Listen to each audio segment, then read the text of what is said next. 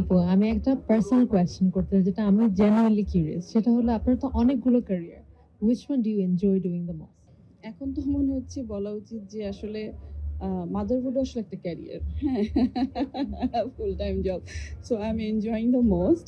আর যদি among others বলতে হয় তাহলে আমি বলবো যে টিচিং এবং আমার আর্কিটেকচার প্রফেশন, যেটা আর কি বিং অ্যান আর্কিটেক্ট, আমি আসলে ওটা খুব এনজয় করি, কারণ ওখানে আসলে প্রতিদিনই নিচের কিছু কাজ করতে হয় ক্রিয়েটিভিটি নিয়ে, বিভিন্ন সময় বিভিন্ন মানুষের সাথে ইন্টারাকশন, এগুলো আমাকে বেশি টানে। আমরা যেহেতু লাক্সের ইভেন্টে, তাই জিজ্ঞেস করতে হয়, লাক্সে যখন বিজ্ঞাপন শুট করেছিলেন তখনকার কোনো মজার কোনো story, anything memorable you want to share? আমার আসলে লাক্সের সাথে কটা ৪টা বা ৫টা এরকম বিজ্ঞাপন করা। প্রথমটা আমরা করেছিলাম হুয়াহুইনে। তো ওই সময়ের একটা আমার মনে আছে যে আম ওরা খুব কম মেকআপ দেয়।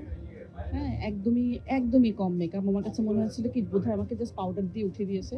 এবং তখন সূর্য উঠছিল এবং ওঠার সাথে, সাথে আমার এইখানে এক কালার আর এইখানে এক কালার হয়ে গিয়েছিল। তখন আমি ভাবছিলাম যে লাক্সের বিজ্ঞাপন, কোথায় একটু মেকআপ-টেকআপ দিয়ে ভরিয়ে রাখবে সুন্দর লাগার জন্য। এইটা একটা। আর ঠিক অপোজিট হয়েছিল, সেটা হচ্ছে কি আমরা মরিশাসে একটা বিজ্ঞাপন করেছিলাম। তো ওইখানে হচ্ছে গিয়ে ওটার অবশ্য ওদের দোষ নেই। সেটা হচ্ছে গিয়ে আমার স্কিনে একটা আ বা ঝামেলা হয়েছিল। তো ওটার জন্য they had to put on makeup. এবং ওইখানে আমরা একটা আম এস শুট করছিলাম আরকি। তো সেইখানে যা হয় আরকি, যেরকম হাই হিল পরে ওড়নাটা একটা ভারী ওড়না দিয়ে এরকম নাচ করো। উপরে হচ্ছে গিয়ে হেলিকপ্টার যাচ্ছে, সেটার বাতাসেই মানে তুমি কন্ট্রোল রাখতে হয়।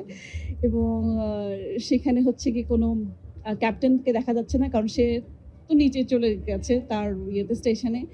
এবং আমি যখন ভয় পাচ্ছি এবং বলছি, "I don't know how to swim", সে বলে কি, "কোনো অসুবিধা নেই।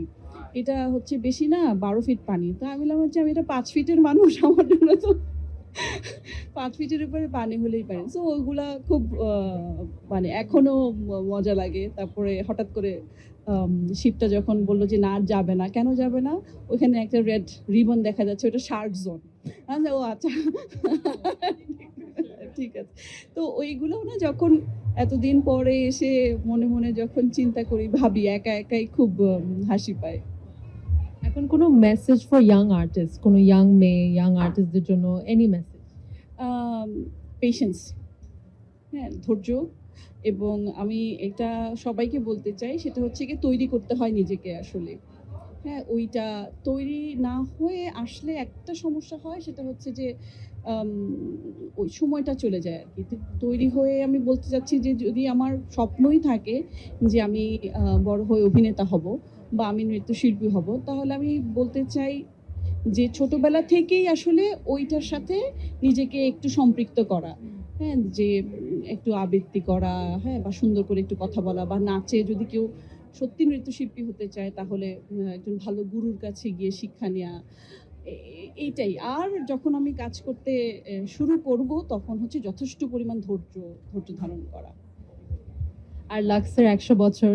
So any wishes for Lux? লাক্সকে আসলে কি উইশ করব? বিকজ লাক্স তো আসলে আমাদেরকে তৈরি করেছে, অনেককে তৈরি করেছে, এবং উই আর সো ব্লেসড, হ্যাঁ?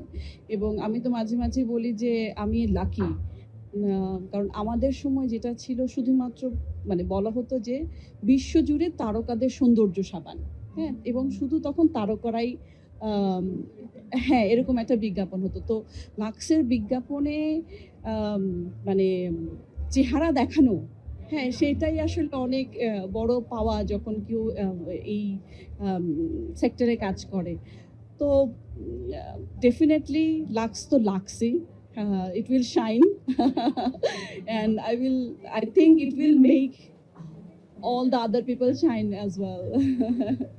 Thank you so much. Thank you.